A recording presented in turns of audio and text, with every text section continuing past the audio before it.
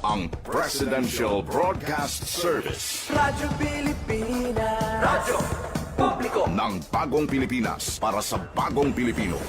Naghahatid ng mahahalagang balita at impormasyon na guugnay ng pamahalaan sa sambayanan. Tulay sa himpapawid ng serbisyo publiko. Radyo Pilipinas. Radyo Publiko. Ang boses ng Pangulo. Sa Iloilo, Radyo Pilipinas. 585 AM. Philippine Standard Time, alas 10:07 sa aga. Dali na, tukibonta ang Western Visayas. Dali na, tukibon ang mga solusyon sa problema. Pinaagi sa siyensya at teknolohiya. Sa siyensya, teknolohiya at inobasyon. Dali na, tukibonta ang Western Visayas.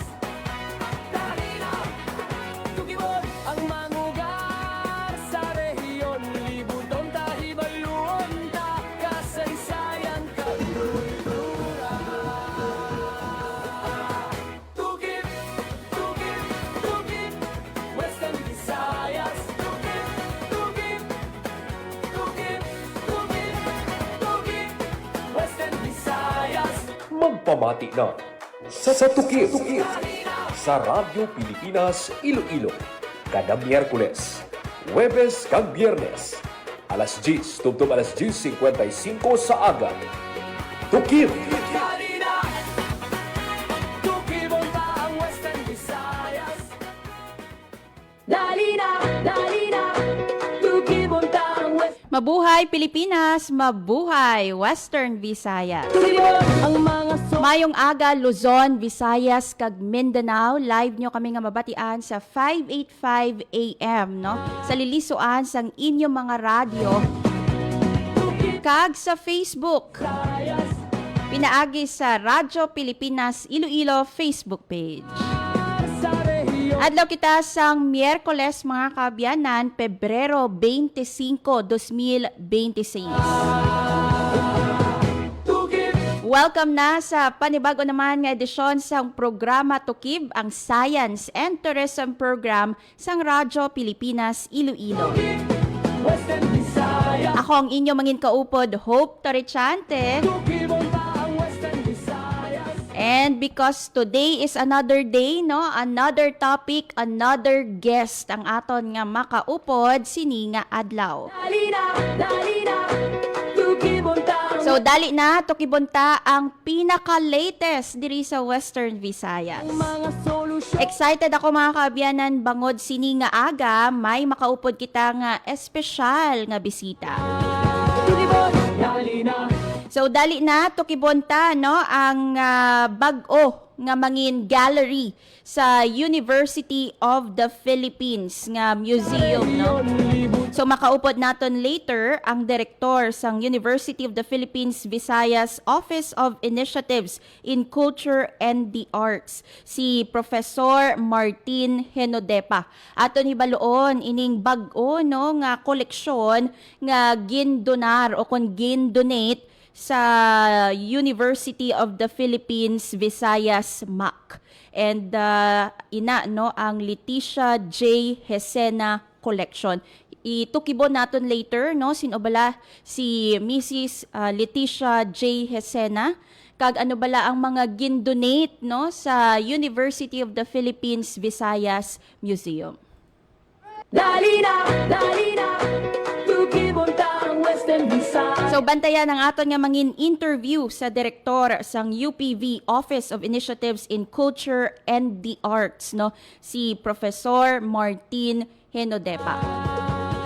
Tukibon, dali na, But before that mga kaabyanan, ang Western Visayas. i-check na naton ang latest no sa aton nga DOST FIVOX kag DOST Pag-asa. Libuton tahibaluon ta kasaysayan kag Sa bayin sang DOST FIVOX, sa makaligad nga 24 oras, 15 ka volcanic earthquake ang nabalhag sa bulkang Kanlaon. Ina sandig sa bulletin no nga ginpagwa sang DOST FIVOX. dali na, tukibonta. Subong no nga adlaw sang Pebrero 25, Miyerkules. And aside from that, ang sulfur dioxide flux sang bulkan Dali na, kahapon Pebrero 24 Visayas, dali na.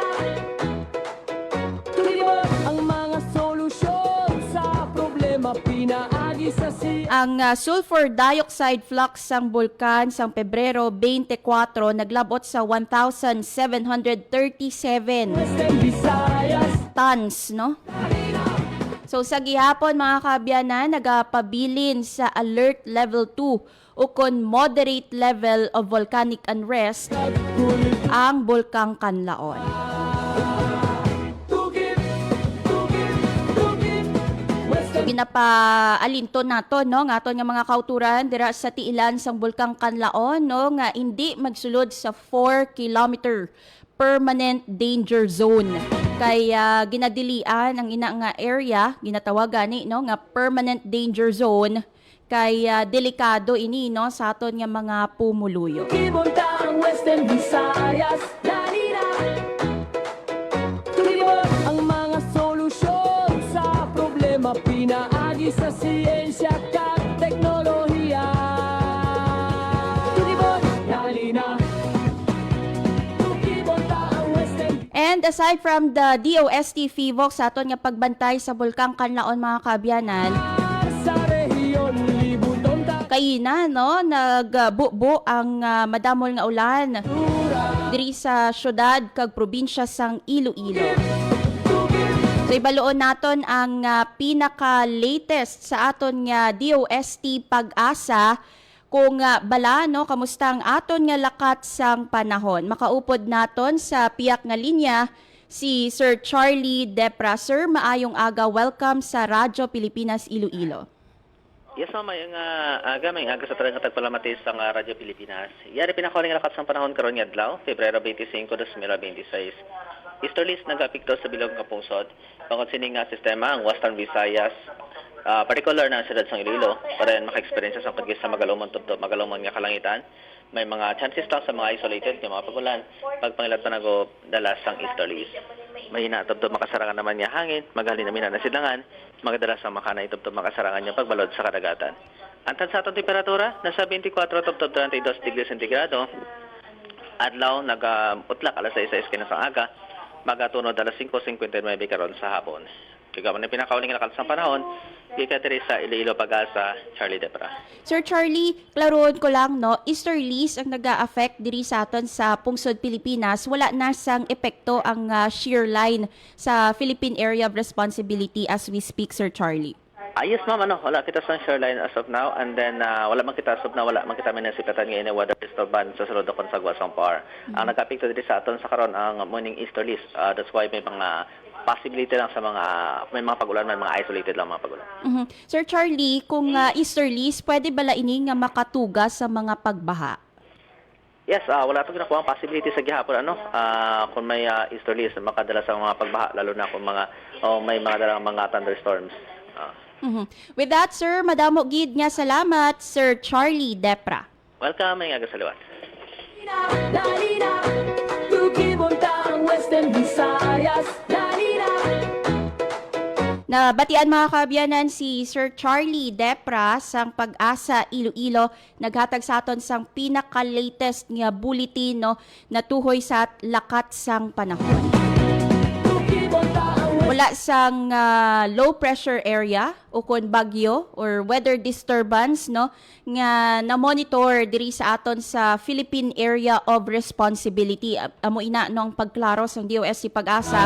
But ang pag-ulan-ulan nga nabatsyagan nato no especially kaina sang kaagahon dali na.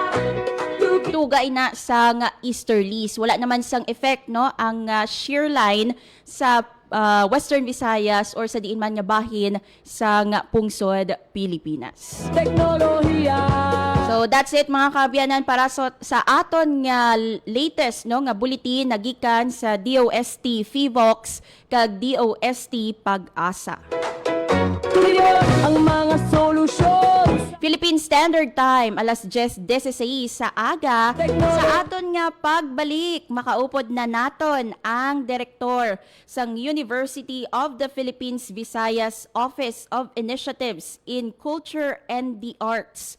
Ang aton nga makaupod si Professor Martin Henodepa. Aton ibaluon ining bag-o nga gallery nga ipahampang sa UPV MAC, no? Kag ining gin-donate nga Leticia Hisena Collection. So ibaluon na naton later with Professor Martin Henodepa sa pagbalik sang Tukib. Bantayi ang mga programa sa Radyo Pilipinas Iloilo. Lunes tugtog Domingo. Radyo Pilipinas News, upod kay Janelle Baclay.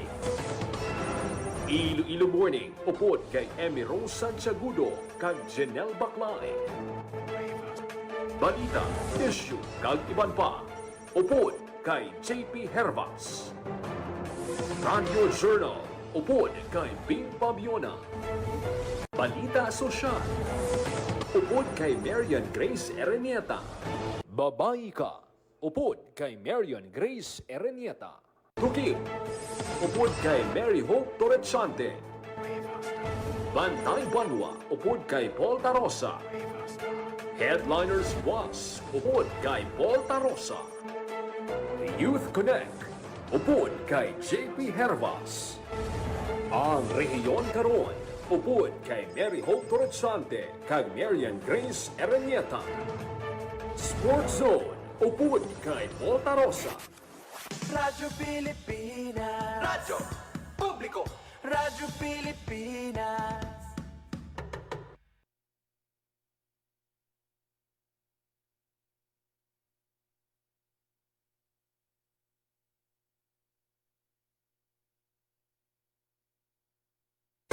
Time to celebrate kulturang Pinoy. Tradisyon, musika, sining, literatura at iba pa.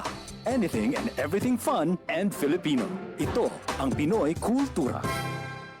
Famously known as the lead female character in the epic 19th century narrative of Jose Rizal's Noli Me Tangere, ang Maria Clara ay isang traditional dress na ginagamit ng mga Filipina. Touch Me Not may not just be the title translation of Jose Rizal's book. Pwede rin yan ang sinasabi niya sa kanyang pananamit, since the dress covers almost all of her person. It surely does.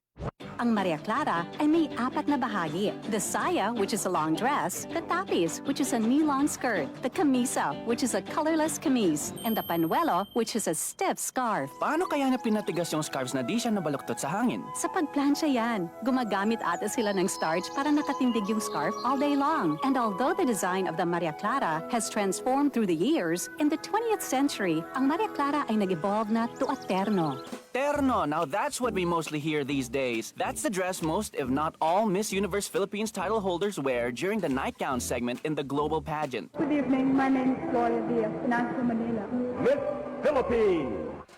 Those butterfly sleeves are really a fashion statement the whole fashion world can't help mention and admire. Exactly. Pinapasikat nila yung humble pinya cloth natin, which is what most ternos are made of. And with the ever-changing times, mixed with silk and ibang materials na rin, giving the terno a modern twist na sumasama sa changing standards in fashion today. Although the Maria Clara style has changed through the years, yung imahe of the classic Maria Clara can still be seen in every terno produced. Ang trahedya naman, if you've read Noli Me Tangere, which I assume we all have had in high school, unless you were so zoned out. Maria Clara and Crisostomo Ibarra don't end up together, but that's for another kultura. It sure is. Now that's a quick look at Kultura, because our culture is cool. Yan ang Pinoy Kultura because our culture is cool. Philippine Standard Time, alas 10:20 sa aga. Dali na, tukibunta ang Western Visayas. Sa giyapon ini ang programa Tukib ang Science and Tourism Program sang Radyo Pilipinas Iloilo. And as promised, no? Naagi sa May espesyal na naman kitang bisita nga makaupod sini nga aga. Dali na, Subong nga adlaw mga kabyanan, Visayas. Dali na, tukibon naton no ang mangin bag-o nga gallery sa University of the Philippines Visayas Museum of Art and Cultural Heritage. Ang gallery no nga magapakita sa koleksyon ni Mrs. Leticia J. Hesena. Para magatag sa aton sang dugang detalye regarding dira mga kabyanan, pagaupdan kita no sang direktor sang University of the Philippines Visayas Office of Initiatives in Culture and the Arts, si Professor Martin Henodepa. Sir, maayong aga. Welcome sa Radyo Pilipinas Iloilo. Mayong aga man, Miss Hope. Salamat sa pag-imbitar sa akon diri. Professor Henodepa, no, may bag-o no nga gin-donate sa University of the Philippines Visayas or UPV MAC no sang koleksyon ni Mrs. Leticia J. Hesena. Sino bala sir no si Mrs. Leticia J. Hesena kag ano bala ang mga koleksyon no nga gin-donate dira sa UPV MAC? Si Mrs. Leticia Hesena actually is one of the pioneer anti-collectors ang nagligad nga siglo ang sang 1900s, no? She was one of those nga tipon sang mga santos and tradeware and other artifacts from our history and culture. So sang una wala pa sing museum gid ang Iloilo. She was already starting to collect a lot of these things. No? And then, sang wala pagit sang madamo nga institution to showcase our local culture, ang mga bisita sang Iloilo ginadala sa Ibalay para makita ang iyang koleksyon. She's one of those nga mga una gid nga nag-collect, as I said, sang mga antiques nga ini kung matawag naton collectively. No? Pero actually, these artifacts showcase our culture, they showcase our heritage, no? Whether these are indigenous or at the same time these are actually a product already of our exchanges with other cultures within the ASEAN Asian region. Wow. So sa una sa Iloilo may ara nga mga nabaluan ko nga sang 70s, for example nagalanog gid ang ngalan nila Mr. Chongson, si Miss Diliota, and of course one of those is Mrs. Hesena.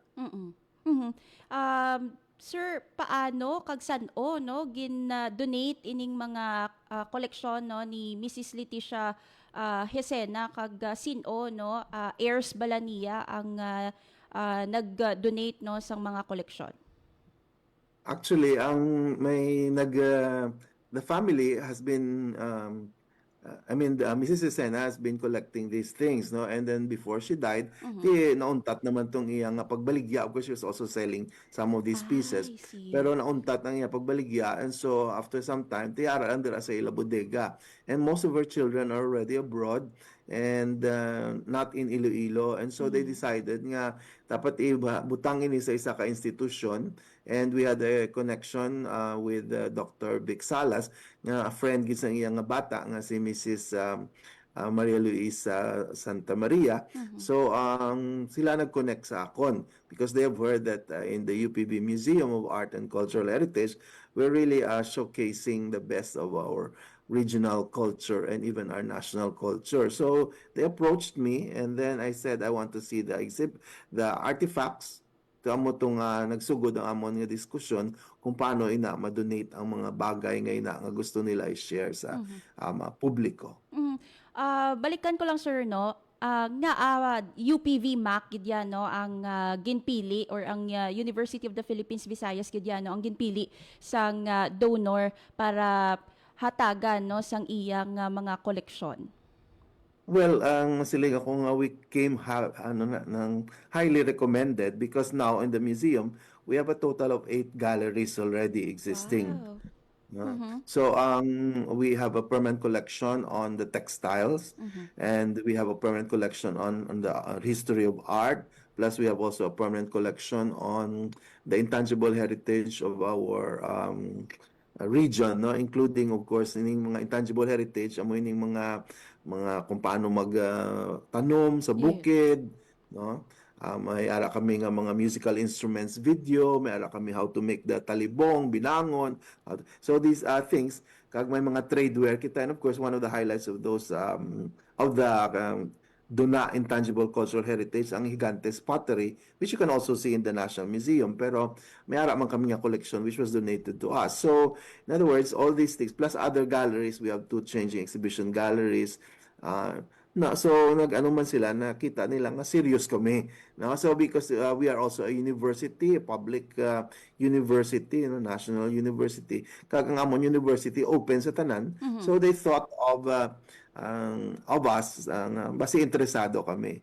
And luckily, kaya ako nakapungko subong, I feel that it's an important collection, and I also feel that there should be maybe a gallery that would be devoted to the artifacts, religious artifacts, na pwede natin showcase about our local religious beliefs, especially the Catholic religion, which was, of course, majorly propagated since the onset of the Spanish colonization. Sir, may mga specific conditions no, ang family nga naka-attach sa donation sang collection ni Mrs. Hesena? Well, the only condition they have is that there should be naming rights because of course it's quite a substantial donation. So though hindi man lang siya pwedeng though ibaliwala mo. And like most practices of museums locally and even abroad, basta nga may substantial collection, ang donor can set a kind of a kind of condition nga saya gusto So in other words, ang iya nga gusto nga tagaan siya room kag may naming rights sa sina collection. And then the chancellor also agreed, and so we put it in the deed of donation. Pero if I may add, kami naman ako personally nagambal sa ilang bilang public university, wala man kami sing kwarta to really maintain it. And it's also difficult to maintain our own collections using the very limited funds of the university. Tinagambal ako nga kung pwede from their part, they can also set up a kind of an endowment fund nga para nga mapadayon kag mapatigayon inang gallery. So it's a money nga wala pa of course na butanggid na mo kung pila, pero they have agreed to that. So they agreed, no, Professor Henodepa, nga maghahatag sila for the maintenance or protection and preservation sang collection sang ni Mrs. Leticia Hesena. That is correct. Anong mga most significant, Professor Henodepa, nga mga pieces no sa Leticia Hesena collection? May mga rare items no nga makitaan or included sa iya nga collection? Basically, ang iya collection sang Santos is already outstanding. No? I mean, from my viewpoint and from the viewpoint, I'm sure, of other culture lovers, because ini nga mga Santos these are actually folk art nga ginubrahalin sa Panay. And of course, the scholars and those who have studied Santos making in the Philippines consider that there's a kind of a unique attribute and traits to the Santos of Panay. So gina-define man nila. And then of course this collection is basically a source from Panay. So mga Santos ini nga ginobra sang mga artisans, and sometimes these are really for pure personal devotion, because ang iba naton nga why kita isang Santos maker early in the Spanish colonization mo. So when the natives were converted, there's very little imagery or iconography to base it from. So based on the direction of the priest, basically, ang pag-intindi natin sining mga produkto is that they were directed by the priest, and of course because they were so highly devoted to a particular saint, to the point nga nag-ubra na sila sang ila versions of this. No, so may iba yung mga singkit ang mata, and of course that's very indicative of the age of the Santos kung medyo singkit ang mata, because if these are given to the professional carvers, most of the professional carvers are actually of Chinese descent. So amo na chinito sila. Wow, interesting gali no.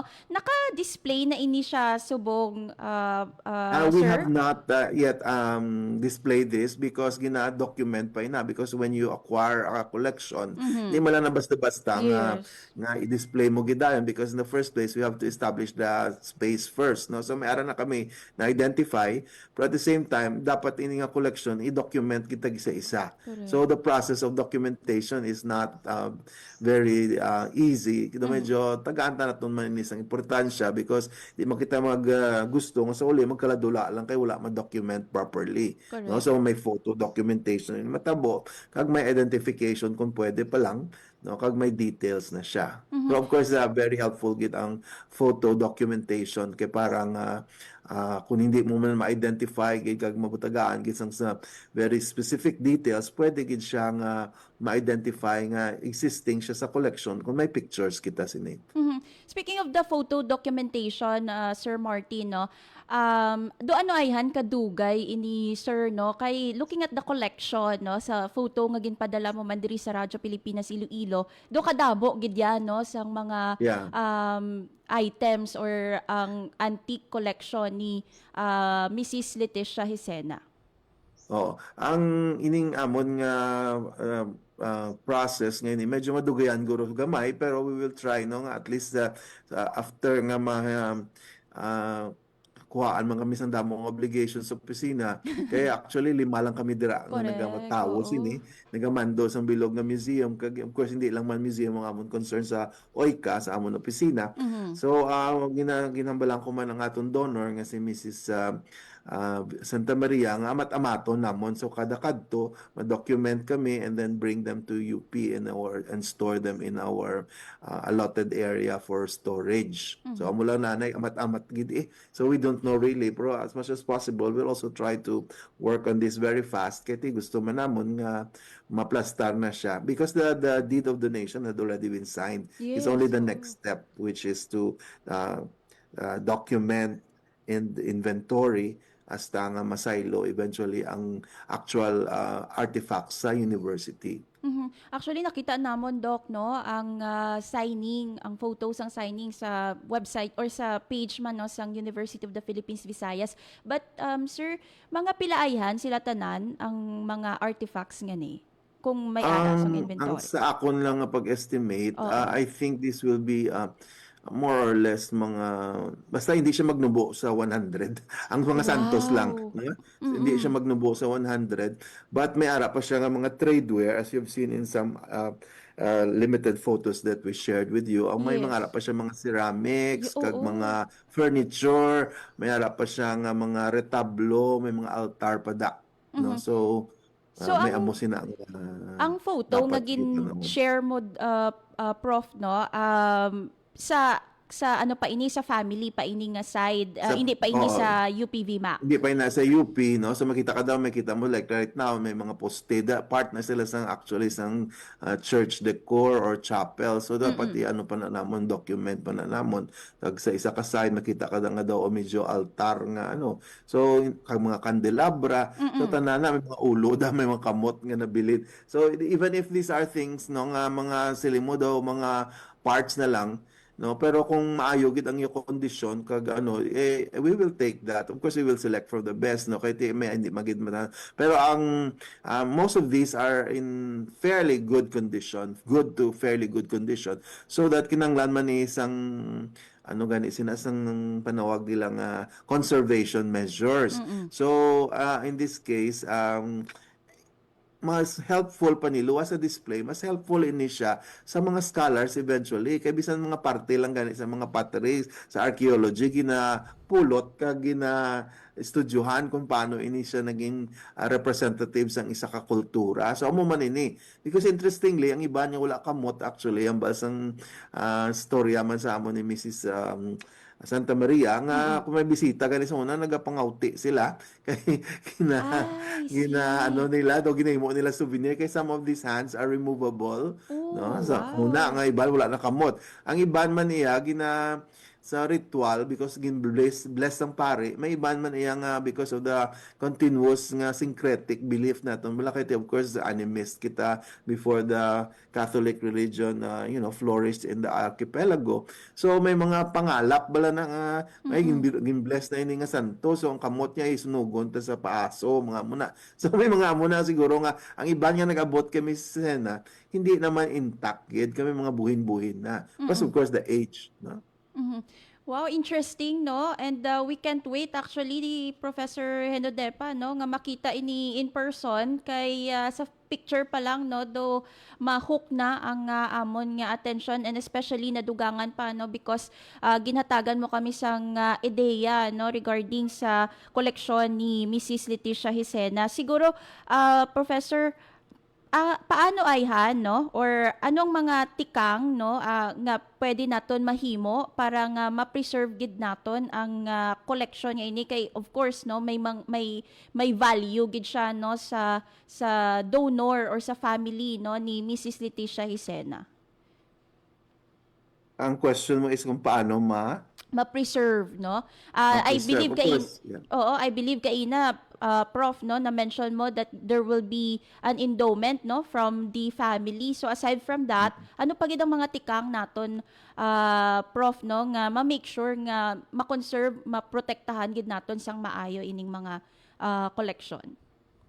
Actually, most of these, ang mga santos are made of wood. No, so and sometimes these wood are of course fragile. Some mostly of course medyo mabugat man because they would use hardwood. No, pero ang isa gid sinaiya of course nga way to conserve it is to see to it nga hindi siya mag-deteriorate further.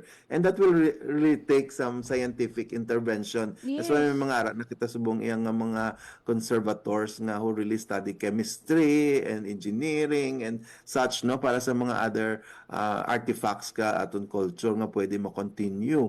So ini siya basically because university kami ang una gid nga aspects in isang iyang conservation of course is kung matinluan siya kag ma-display siya, no, at least sa lugar nga mas safer siya or hindi siya bala easily prone sa mga further damage. Kasi kung ma-display na siya, edi siyempre may protection ka na dira nga ma-entail dira. Kag kung ara man siya sa storage, ang storage mo ensure mo man nga wala man sa mga pests, mga ganon, no? Pero part of this also ang conservation measure is for really the mga archaeologists and those who study culture, mga material culture, to really study this so that they can also recommend. So we're going to make this available to the public actually and to scholars. Amo na yung roles ng university mo, hindi lang kami ga-display, Yes. no? But at the same time, we allow our collection to be studied so that it can enhance an understanding of our culture, our history, but at the same time it will also help in the conservation and preservation of these things. Kaya di ko ng mga artifacts naton may mga molds na may mga amo na, then it will take also ang effort naman on the part na this time of the experts in chemistry, biology, etc. nga para nga mabuligan ini. Of course sa mga paint naman niya may ara man sila nga mga conservators in paint. At the moment wala kami sinasang skill, pero but the fact that these things will be transferred to us eventually mangita gid na way ang university, no, to really find ways and means to really extend the life of these artifacts. So amo na yang roles ng museums actually in general to extend the life of the artifacts. In fact, subong gani, this is a bit of an aside, ang amon nga exhibit dira sa Lopez Collection, the second edition, amo man ang ginaobra nila because ang conditions ang outside of their storage area in Manila is different from the one in UPB. Yes. So ang mga paintings dira may ara man siya nga microclimate framing yung tawag nila nga may ara siya nga environment nga stable sa sulod sang painting mismo nga gibutangan sang acrylic glass. So in a word, pero ang namin man sini because these are also local wood ining ang hatag sa ato ni Mrs. Hisena ang iya pamilya, ang adapted man siya sa environment naton. Ang mga artifacts nga ni. Hindi bala siya imported, kaya basta ka mga imported ang climate sa pag-ubra, sinalain man mo ang conditions.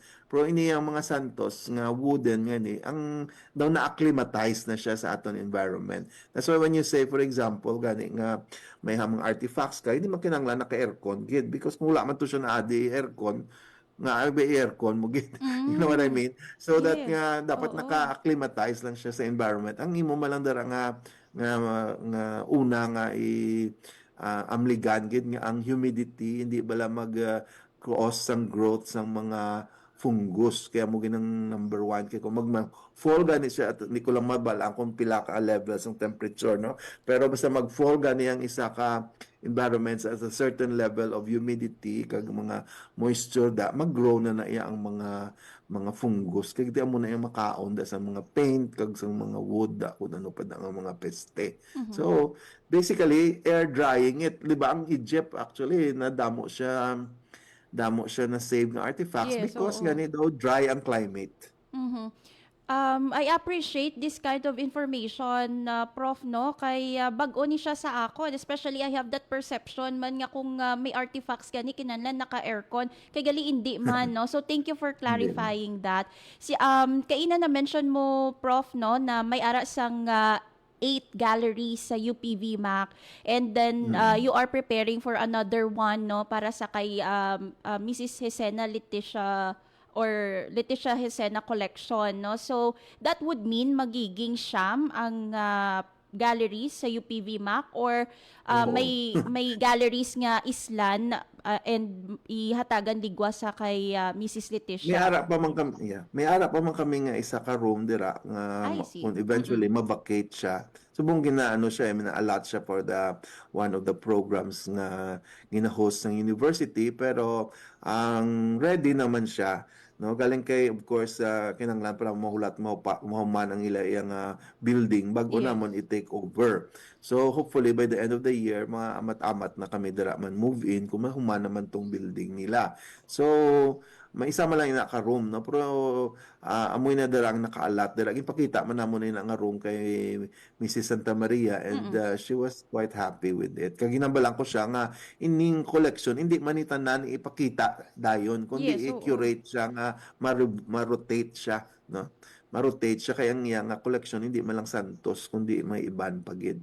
So ara man na sa amon deed of donation conditions nga ang iban nga artifacts nga hindi mabutang didto sa iya galleries ang iya nga Iloy pwede naman siya mabutang sa iban nga galleries kung may iban man nga exhibit pero credited gyapon nga sa iya collection ang naghalin. Mhm. Prof. Martin, no, paano ayan ang koleksyon nga ini maka-contribute no sa aton nga understanding sa local kag national nga history and culture? Oh, basically, kung ang religious artifacts alone is already proof of the very flourishing Yes. religious influence, Right. Catholic religious influence sa Panay, no?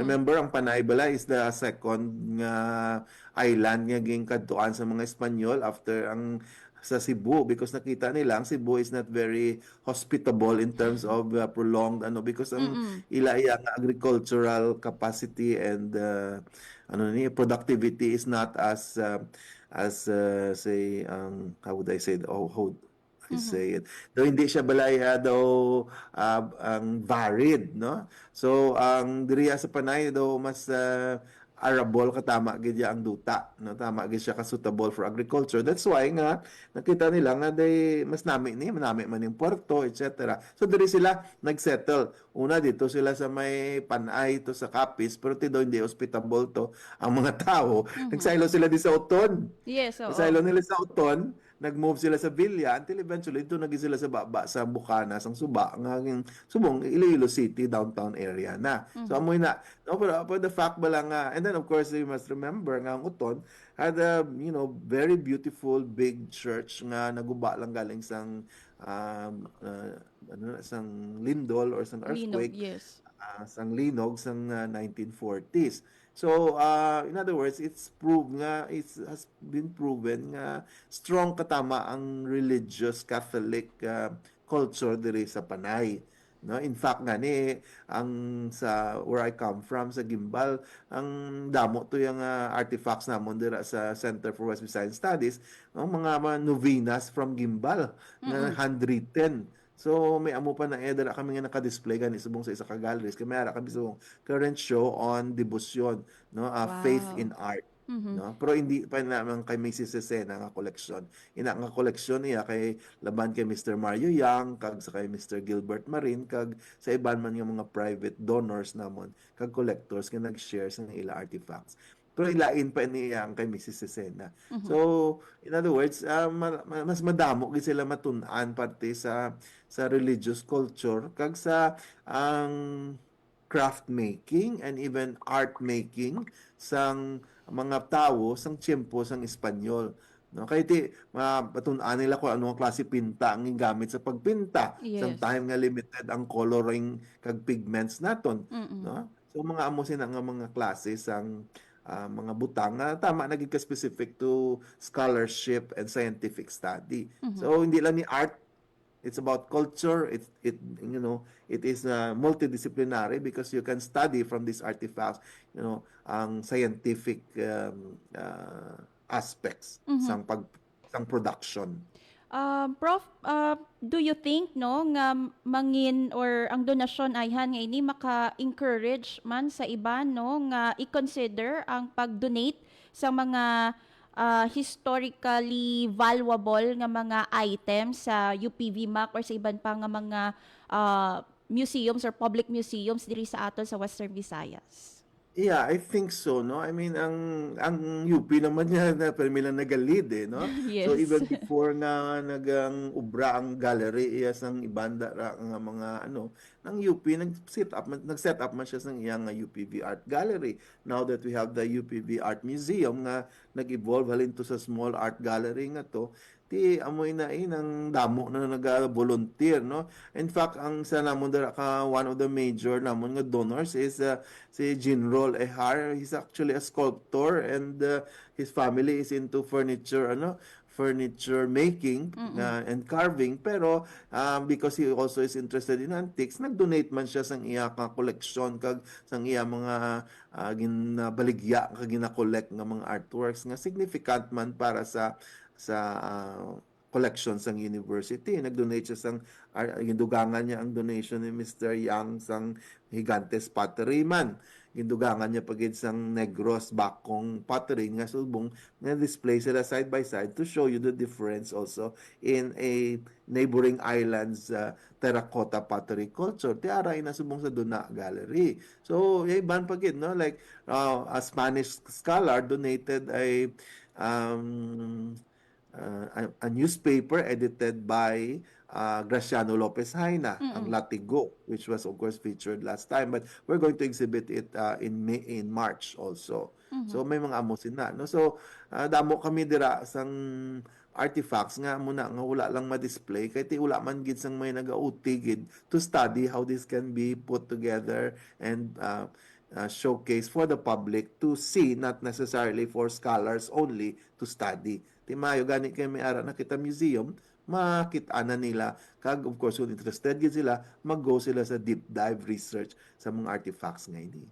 And there are instances man, Prof. Marty, no, nga kung hindi man ma-donate, there's a possibility man no nga hindi man ma-preserve madula na lang no ang ini nga mga collection, especially coming from the private sectors no nga mga collection no. So it helps no kung ara sa aton nga pangangalaga or sa pangangalaga sang UPV MAC or other public institutions. So siguro thank you Prof no sa imo nga tiyempo siguro sa sining tion, because I know you're very busy. In fact, may ara ka pa event no sa Tauhay later in the afternoon. Ma-lecture pa ako to Oo, about nakita ko art. gid sa no sa post ng Tauhay. Siguro ang mensahe mo na lang Prof no sa publiko no sa perhaps sa pag-preserve sang mga cultural heritage naton, especially diri sa aton sa Isla sang Panay. Okay, ang ako lang gid nga personal desire, is that ang aton nga mga kultura kag ang aton heritage ma-appreciate naton. Pero paano aton na ma-appreciate kung di aton makita, no? So, gina-imbitar ko kamo nga magbisita of course sa UPV Museum of Art and Cultural Heritage, because for us, no, and for many of our visitors, though isa ina siya ka one-stop shop to understand and appreciate ang heritage and culture and art of Western Visayas, including Negros Occidental, even if naging isa na sila iyaka region dito. Pero at the same time, kung may ara ka mo iya willingness to share what you have in your possession, we are open to discussion.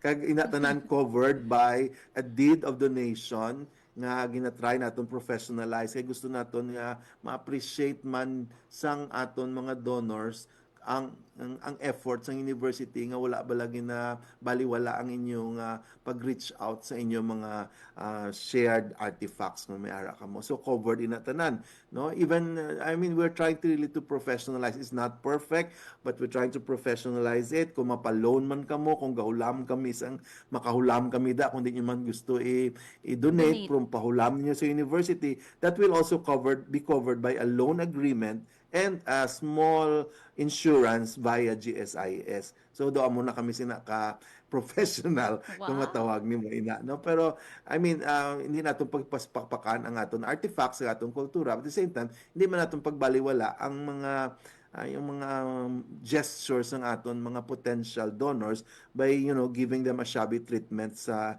pag as if daw baliwala lang ang ilagi na share sa aton. We are kami sa UP gina-try na muna by setting an example. Kang nami lang kay wala.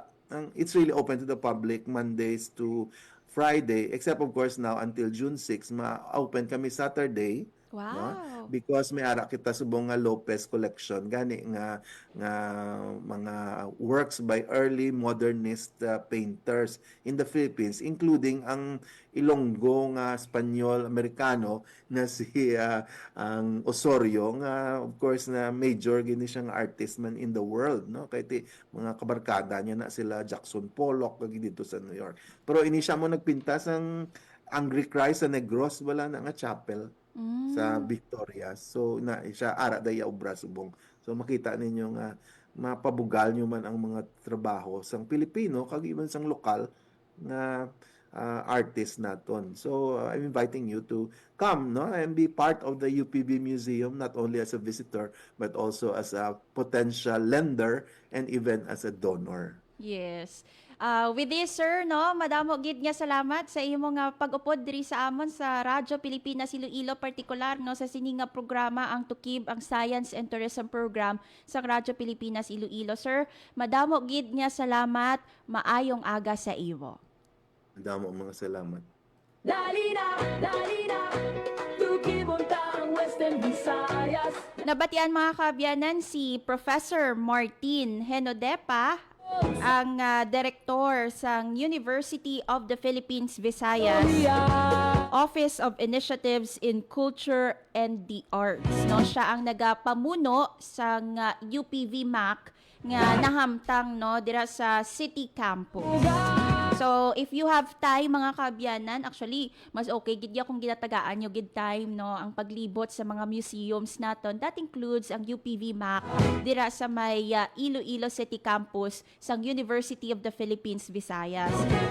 And may ara inisang 8 galleries according kay Professor Martin Henodepa, and hopefully no soon mangin siyam na ini nga galleries bangod no sa pagbukas sang bag-o nga gallery exclusive no for the collection ni Mrs. Leticia Hesena.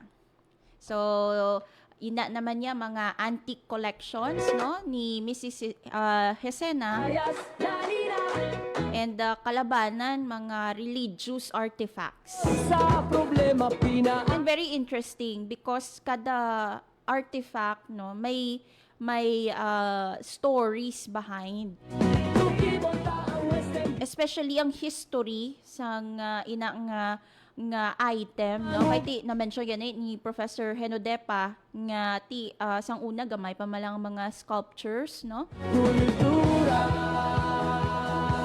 And there are times nga, and there was a moment, no, there was a period nga ang sculptor of Chinese descent, so may mga singkit nga mata nga mga santo, no. So sa nga ara sa koleksyon ni Mrs. Leticia Hesena. So balantayan ina mga kaabyanan no ang pagbukas sang gallery dira sa UPV MAC. And we're very grateful no sa insights ni Professor Martin Henodepa sang UPV OICA. Tukibon, dali na.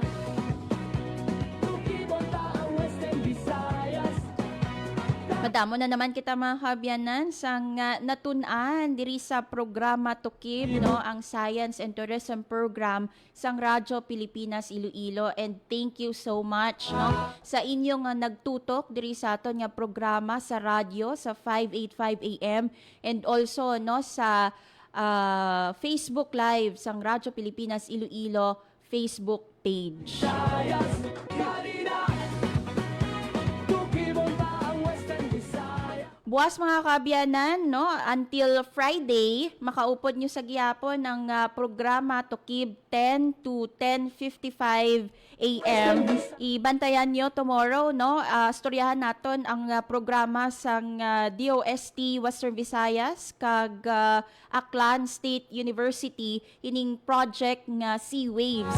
And sa Friday, may makaupod kita nung owner sang isa ka travel agency. Ibaluon naton ang mga travel trends for year 2026 sa mga mahilig mag-travel tuto ka mo diri sa programa Tukib. Syempre, thank you man no sa aton nga mga katuwang teknikal. Diri sa aton nga studio si Sir Vermore Aventura kag sa transmitter. Dali na. Tukibon ta ang Western Visayas. Sa aton nga transmitter, Sir John Magallanes. Thank you sir sa inyong efforts no. Dali na. Tukibon ta. Mga kaabyanan nanging kaupo ninyo Hope Torrechante kaginiang Tukib. Tukibon ang mga dali na, tukibon ta ang Western Visayas.